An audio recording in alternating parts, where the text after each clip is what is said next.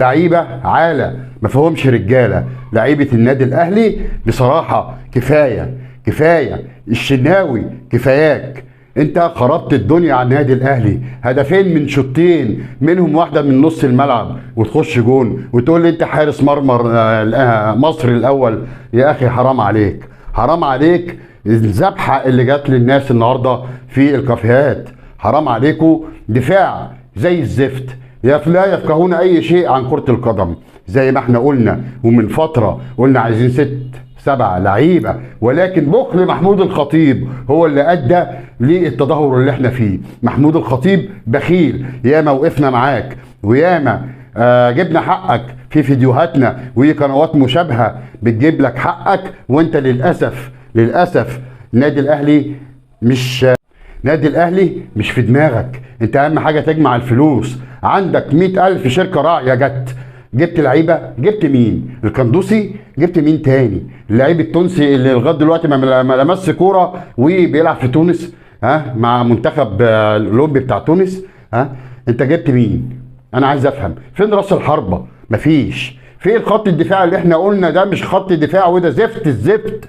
محدش صدقنا. ادينا شفنا اهو خمس اهداف وبنعيدها من تاني وبنتغلب من تاني من نفس الفرقه وفي نفس الملعب، وكأن ما بنتعلمش الدرس. مفيش خطه، مفيش حيويه. لعيبه نازله خايفه، ما عندهمش ثقه في نفسهم. انت يا ابني بتلعب باسم النادي الاهلي، روح الفانيلا الحمراء ما كانتش موجوده. لعيبه زي ما احنا قلنا عاله 5-6 لعيبه لا يصلحوا للعب للنادي الاهلي. خط الدفاع كاملا ما ينفعش. الشناوي مش عايزينك، الشناوي يقعد احتياطي، ده ابسط شيء. مش هو ده حارس مرمى مصر الاول، لا ده انت وهم كبير. انت خلتنا السنه اللي فاتت الدوري راح مننا، والسنه اللي قبليه لما لعبت الكوره كده وفي ماتش بيراميدز واصطادها وجت جون واتغلبنا، وماتش ورا ماتش بتخسرنا نقاط في اوقات صعبه. ولكن ممكن نقبل الهزيمه بس بروح الفانيلا الحمراء، بلعيبه يكونوا رجاله مش يبقوا عاله. هقول لكم ايه؟ ما للاسف الاداره الفنيه بتاعتكم ضعيفه. اللي انت تدير اللقاء بالشكل ده واللعيبه ينزلوا من اول دقيقتين وهم مغلوبين، تمام؟ ما ينفعش. انت اول 4 دقايق ومغلوب 1-0 ونازل قبل الماتش وانت مغلوب. اول ما شفنا مع اول لمسه عرفنا القصه ماشيه ازاي. اقسم بالله انا عارف ان النتيجه هتخلص 5، وانا قلت ولما اتفرجت على الشوط الاولاني واول 5 دقايق في الشوط الاولاني قلت الفرقه ما عندهاش ثقه في نفسها، الفرقه مهزوزه، خط الدفاع فاشل، محمد هاني لا يصلح. الكلام ده قلناه كتير جدا جدا جدا جدا ومحدش صدقنا، لكن للاسف ودن من طين ودن من العجين. محمود الخطيب انت بتعمل ايه؟ وقفنا جنبك كتير زي ما احنا قلنا ضد مرتضى منصور، وقفنا ضد التجاوزات، وقفنا ضد عدم الاخلاق اللي بتحصل من الفرقه المنافسه. لكن انت تخلي فرقه زي نادي الزمالك النهارده هيركبوا الموجه واحتفالات لهزيمه الاهلي، ومش اي هزيمه، دي هزيمه بال5 وتاني مره وفي نفس الملعب. انا عايز اقول للعيبه دي انتوا مش رجاله. للاسف الرجاله بتبان في الملعب. في مشكلة كبيرة في النادي الأهلي بانت في ماتش ريال مدريد لما اتغلبنا 4 في آخر 5 دقايق دخل فينا جونين وسهلين. الماتش اللي بعديه فلامينكو اتغلبنا بال4 وبعد كده النهارده اتغلبنا بال5.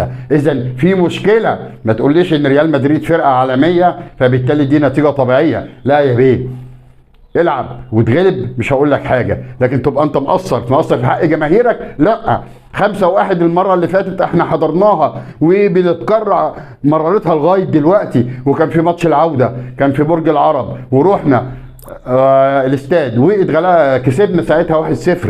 انا فاكر انا كنت في الاستاد، لكن كان عندنا امل لما جينا قلنا افريقيا مش هتروح بالدم بالروح. لكن انتوا ولا عندكم دم ولا عندكم روح. ومش انتوا بس، انتوا واداره النادي الاهلي متمثله في الكابتن محمود الخطيب. انت سبب النكسه عشان انت بخيل زي ما الناس كلها والاعلاميين كلها بيقولوا عنك.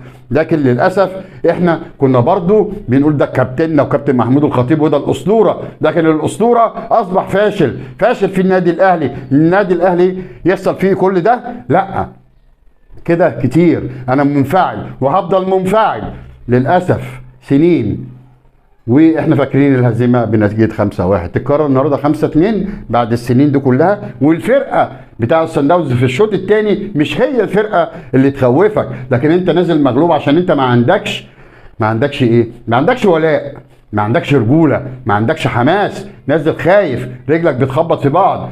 انت شوف بتاخد كام، شوف كهربا هيدفع فيه كام، شوف الناس دي كلها بالملايين، انتوا اعلى فلوس بتاخدوها. بتقدموا ايه لجماهير النادي الاهلي العظيمه، نادي الاهلي الوفيه؟ ما بتقدموش اي حاجه، بتسيبونا مطمع للاحتفالات النهارده وكأن مش حاسين بجمهوركم. لكن للاسف في مشاكل كبيره جدا جدا في النادي الاهلي.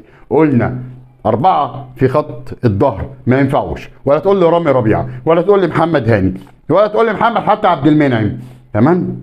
ما ينفعوش. زائد طبعا عندنا حارس المفروض ان هو حارس مصر الاول، للاسف ده حارس شوربه. افتكروا ماتش الوداد اللي اتغلبنا فيه هناك 2-0، اول جون اللي جه فينا برضو من نفس الشوطه هي.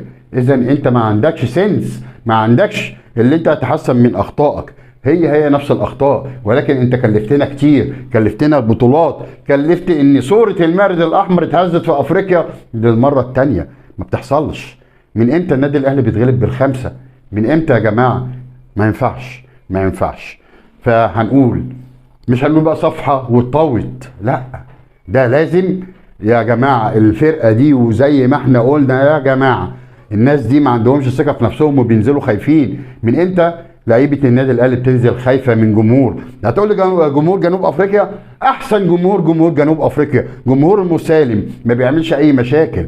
يبقى انت تنزل خايف ليه؟ هل هم هينزلوا يقتحموا الملعب زي السنغال؟ ما يحصلش ومش هيحصل. فرقه كويسه بتلعب كوره، تمام، جمهورها كويس، احسن استقبال يستقبلوك. ما تقوليش بقى ايه انا بلعب في اجواء الجو حر وبتلعب الساعه 3 بس انت لعبت ماتشين الساعة 3 ولعبت الهلال هناك الساعة 3 وجيت على أسوان هنا ولعبت الساعة 3، فالجو مش غريب عليك اللي انت ما يبقاش عندك. انا اول ما جه الجون الثالث عرفت ان الرابع جاي والخامس جاي، مع ان كان في اوقات كتير في الشوط الثاني كان ممكن ان احنا نعود. واخر 5 دقايق الكرة بتاعت بيرستاو والكرة اللي جت في العارضة والكرة بتاعت كهربا كان ممكن نحسن النتيجة، بس انت اللي نازل مهزوم من بداية اللقاء. فعشان كده ما تلومش الا نفسك. و80 مليون اهلاوي بيقولوا للعيبة دي انت لا تصلحوا.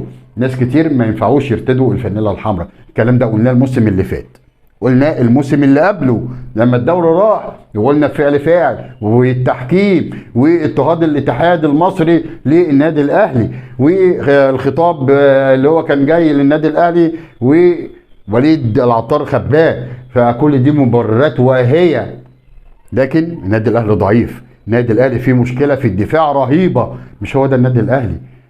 احنا رحنا الوداد وبنفس مش هقول لك نفس الاجواء، لا كانت اجواء حماسيه، وجمهور المغرب احنا عارفينه جمهور متعصب وجمهور بيحب فرقته زياده عن اللزوم. فبالتالي نزلنا في نهائي افريقيا وبرضه كنا مغلوبين قبل اللقاء، واداره فنيه كانت ضعيفه، ومجلس اداره النادي الاهلي كان ضعيف، حتى الكابتن الخطيب دخل الاستاد بالعافيه لو انتوا ناسيين. اذا في حاجات كتير قوي لازم تتغير، تمام. انا اول مره اتعصب واول مره يتحرق دمي، والنهارده بصراحه يوم صعب جدا جدا جدا. انا كان ممكن اتقبل الهزيمه، تمام، بس يكون في روح، وفي روح الفانيلا الحمراء، وفي اخلاص من اللاعبين. الفرقه دي قبل كده احنا اتعادلنا معاها ايام فايلر 1-1 هناك وكنا هنكسب، لكن الجيل دوت اثبت ان هو لا يصلح، ولا عايزين رامي ربيعه يا باشا ولا خط الدفاع ده كله. وبنطالب الشناوي كفايه، مش هنقول لك اللي انت بقى تمشي وتترك النادي الاهلي، لا انت مستواك في النازل وما بتعالجش اخطائك اللي هي. فبالتالي عايزين حارس مرمى يكون هو نص الفريق يدي الغلبه للنادي الاهلي. وانت لما يكون دفاعك قوي مع حارس قوي بتقدر اللي انت تكسب. لكن انت انا عارف اللي حتى لو جبنا جون هيخش فينا 2. ليه؟ مذبذبين خايفين. خايف من ايه؟ انت 11 لاعب قدام 11 لاعب، وكان عندك الفرصه هنا وانت كنت كسبان لاخر 5 دقائق، ولكن بكوره برضو من اخطاء دفاعيه قدروا ان هم يجيبوا الجون الثاني. تحيه خاصه مني للاعب بريستاوي اللي كلنا ظلمناه في اوقات كتير، وهو رجل المباراه النهارده، مفيش غيره، مفيش اي حد تاني. حتى في التغييرات قفشه برضو نزل.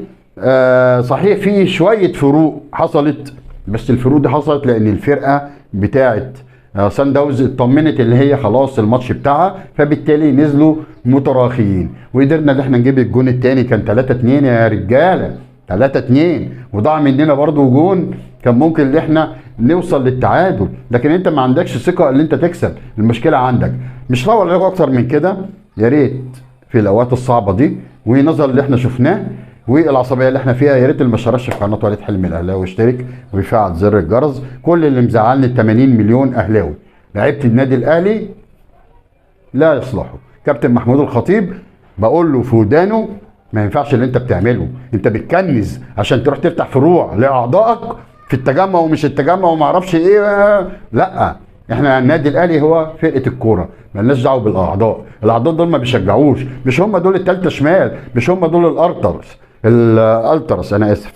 تمام. فبالتالي نظره للفريق دوت، الفريق ده ما عملش اي حاجه، فبالتالي عايزين لعيبه سوبر في السكواد اللي جاي. من سنتين قلنا السكواد اللي جاي مفيش حاجه حصلت، قلنا بعد كده في الانتقالات الاخرانيه دي هنجيب لاعب سوبر ودفاع والكلام ده كله، مفيش اي حاجه حصلت. جبنا القندوسي، والقندوسي لا يصلح في المباريات ديت.